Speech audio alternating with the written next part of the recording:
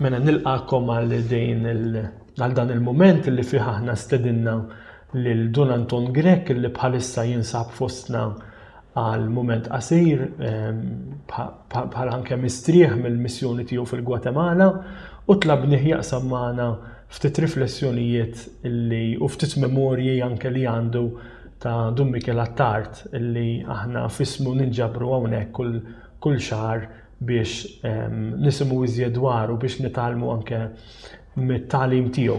U Anton għal dawk li ma jafuhx issa nistieden anke lilu jgħidilna xi ħaġa żgħira fuqu. Huwa wieħed minn dawk li xorob mhux biss mill-ispiritwalità ta' Don Miquel imma anke mill-personalità tiegħu. Anton, jgħidilna xi ħaġa fil-qosor dwarek u forsi mbagħad tidħol għal kif iltqajt ma' Don Miquel kif sir tafu, eċċetera. Mbagħad nidħlu fuq aspetti oħrajn wara.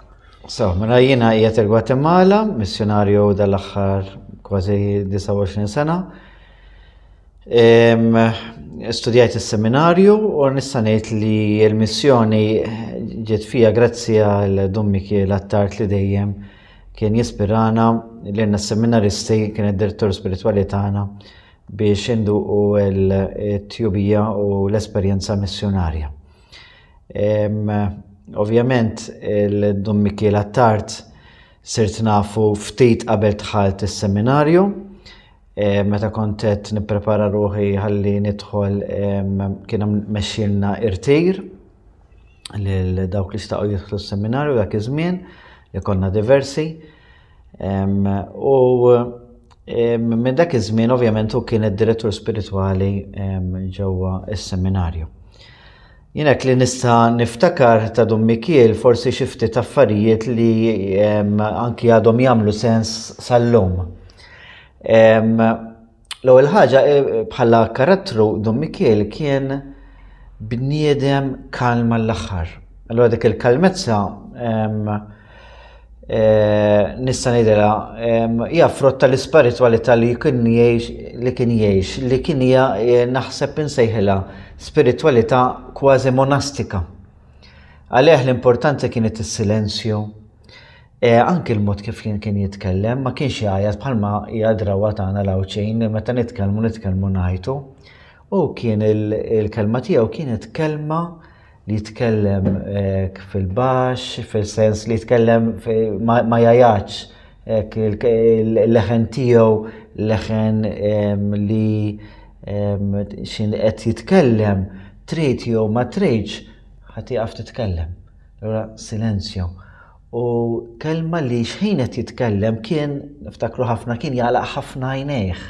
F'dak is-sens li dak li qed jgħid ħiereġ mill-profondità mill-ġewwieni tal-qalb tiegħu tal-ispiritwalità tiegħu. Dik li kienet ħaġa li mill-bidu meta sirt nafu wieħed trid jew ma tridx ħadd toqgħod attent biex ħireġ illum Don Miquel x'ħajjgħidlek. U l-kelma dik hija parti mill-karattru tiegħu tant sabiħ. U ovvjament mbagħad bħala direttur spiritwali kellu metodoloġija. Issa l-metodoloġija ta' Don Miquel hija metodoloġija li naħseb meta wieħed jinalizza jgħid imma kemm kien profeta qabel żmienu. Għaliex kien juża metodoloġija li taħdem illum. Illum aħna fil-mobiles jużaw ħafna reels. Jiver jara ftit u mexxi għaliex l-attenzjoni dejjem ħataqa'. Don Miquel il-metodoloġija tiegħu kienet metodoloġija u jsejħilha flashes. U flash hija kelma li inti bħal meta tieħu ritratt dawletek u li qabdetek fil-moment. Il-flash huwa meta inti tieħu ritratt ħatuża l-flash u qabdet ir-ritratt. U r-ritratt baqa' l dejjem.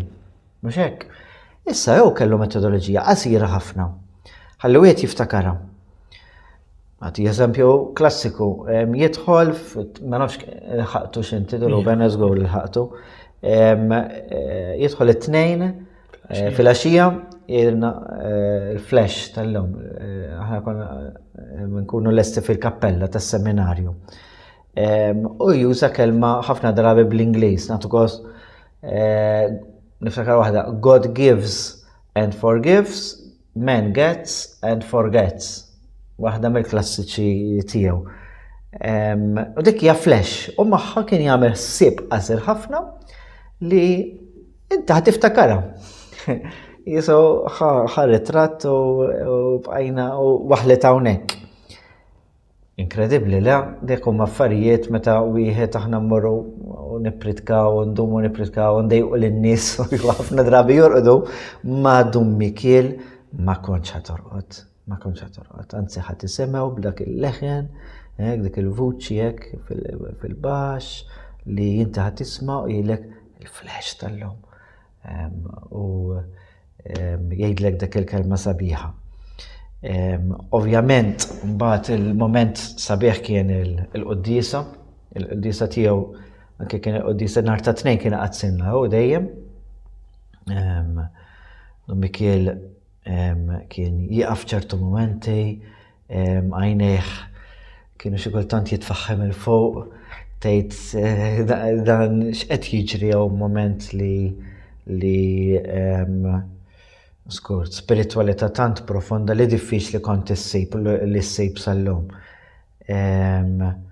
U l-qoddisa niftakar kien hemm il-mod ta' kif kien jaqra l-Vanġelu u mod partikolari niftakar fil-qoddisa kien qabel it-qarbejn xinjolli il-kalċi u l-ostja kien jgħid danu Ġesu. Dan Ġesu jieqaf tgħid. Hekk dik hija ħaġa li kienet tolqotni ħafna li għadni nużuha sal-lum. Għaliex ħaġa li Dummi Kiel kien ħafna momenti nerġa' nirrepeti, il-momenti tiegħu kienu osra ħafna, prattiċi u li inti ħatiftakar. Dummi Kiel mbagħad li personalment kien jistedinna ħafna l-prayer meetings li kellu ta' Tapino. Il-ġim talb. Il-ġim talb għalhekk kien ħaġa oħra sabiħa s-sens ta' komunità, is-sens ta' prayer group. U dik hija ħaġa wkoll li tagħmel sens anke llum, is-sens ta' komunità, small communities li aħna fl-Amerika Latina nużawha ħafna. Kien jemmen ħafna l-Knisja tibqa' jekk inti għandek small communities. U l-ġim talb kien mezz ta' small community ta' żgħażagħ u żgħażagħ, jiġifieri żgħażagħ ma' Dummi Kiel li kien diġà kbir fl-età li hu kien jakkumpanja fil-ġim talb. U mbagħad li kien jistedinni nisma' għamlilna xi le, mhux ħsieb, jiena ma kienx taħsibijiet, jiena kont nagħmlilhom xi dynamics dynamics biex wara fl-aħħar qabel jieħdu xi ħaġa jitqu ftit jew kienu jkunu li jiena nivvintarhom dak il-ħin jilagħbu xi logħba żgħira u għalhekk kien jużani biex indaħħaqhom xi ħaġa żgħira. Għamilt sentejn dejjem nakkumpanja fil-ġim talb ta' Dummi Kiel għat-tard li kienet xi ħaġa sabiħa ħafna. Ovvjament il-missjoni. Ħan nidħlu għal da' suġġett għaliex suġġett anke li lilek influenzak ħafna. Inti kont tagħmel esperjenza miegħu kien sejjer żball qabel bdejt is-sena barra jew qed nisbalja? Le, u kien id-diriġjien li nagħmel esperjenza ma kienx magħna. Ma kienx magħkom dak. Ejwa, l-ewwel jiena kont mort il-Kenja fejn skoprejt nista' ngħid il-vokazzjoni missjonarja tiegħi, dak eżatt qabel ma dħalt is-seminarju, u mbagħad kull sajf kien jiddiriġina x'esperjenza nistgħu nagħmlu. U kien l-ispirazzjoni ta' kull ħaġa. Ovvjament, aħna konna grupp ta' żgħażagħ u wieħed jipprova jagħmel isma' int fejn sejjer x'ħad tagħmel. Imma Dummi Kiel kien he will pinpoint what to do. Nagħtu każ l-ewwel qabel ħadd kien għallej murant għand George Grima u għara xej gruppi għandu. Jifieri minn hemm bdiet u Don George Grima mbagħad iddiriġini għal Kenja. Umbat fl-ewwel sena, l-ewwel sena kien għalli għamil l-esperjenza ma' Dun Paul Cardona. Kien hemm dak iż-żmien żewġ seminaristi mill-parroċċja tiegħi tal-katedral u kien għalli iva mur magħhom, aqsam magħhom u raftet l-ispiritwalità taċ-ċenakolo li għandhom huma tal-prosanktità kien. U għamilt esperjenza. Mbagħad it-tieni sena għalli għamil l-esperjenza ma' sorjiet ta' Mother Teresa mingħajr ma kont naf li kienet ħadkun hemm Madre Teresa. Kont għamil ċar ma' Mother Teresa u niftakar kienu ġew anki l-abbatini li kienu jmorru l-Vatikan magħhom.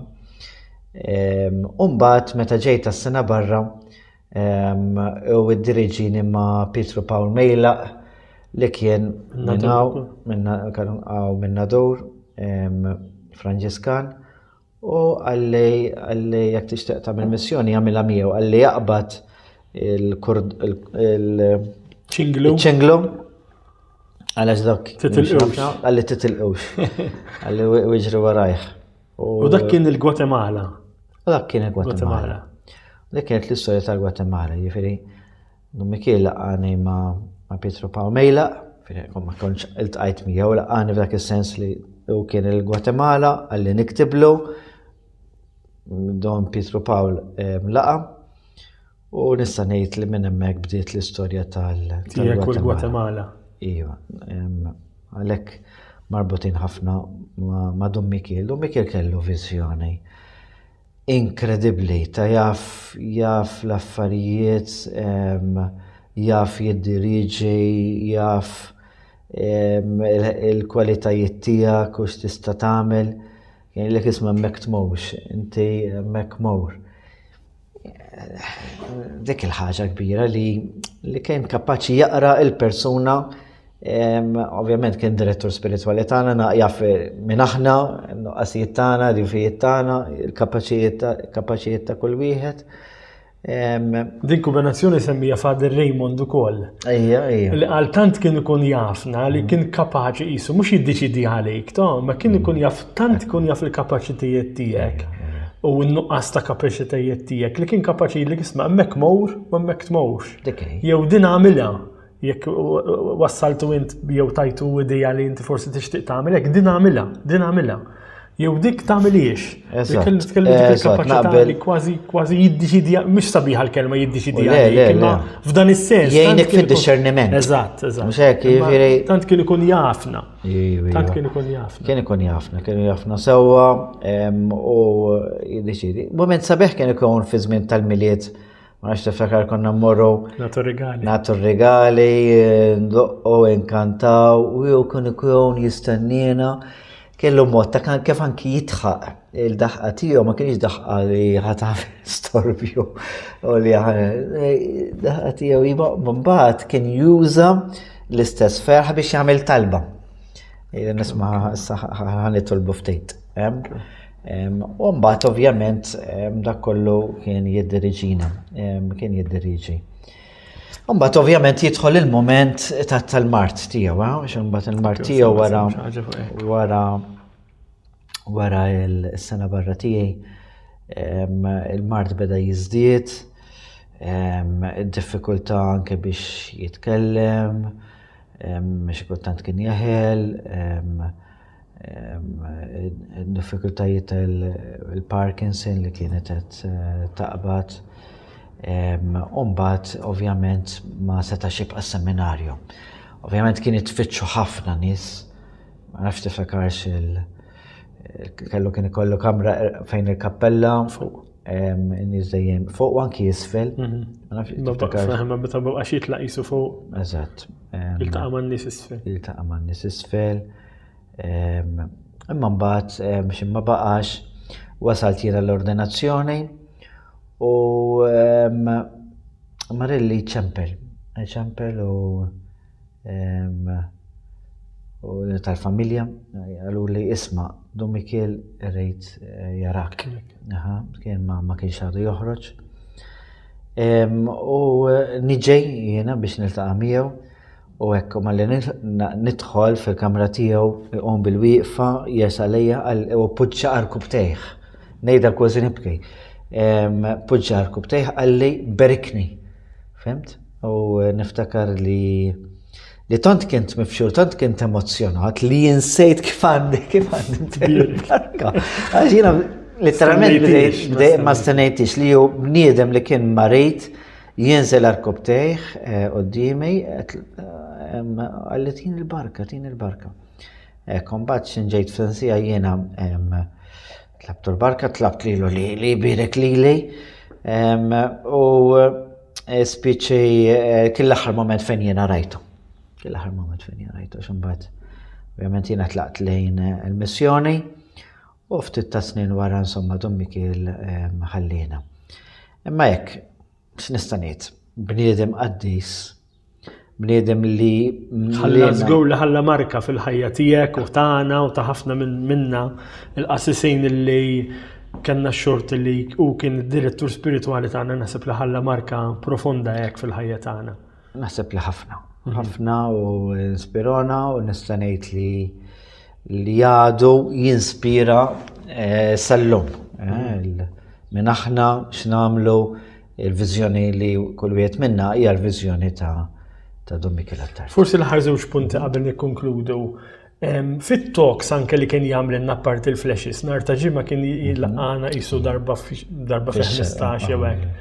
Kemm kien prattiku fl-istess ħin, jiġifieri ma kienx jibqa' ġast fuq livell ta' teorija, imma kemm kien ikun prattiku hekk, kemm kien jinżel hekk fil-prattiċità tal-ħaġa tal-ħajja ta' kuljum. U dan hekk kemm jixed kemm anke l-umanità tiegħu, Don Michele minkejja li kien jgħix din ċertu spiritwalità ma kienx maqtuħ min-nies u mir-realtà tal-ħajja.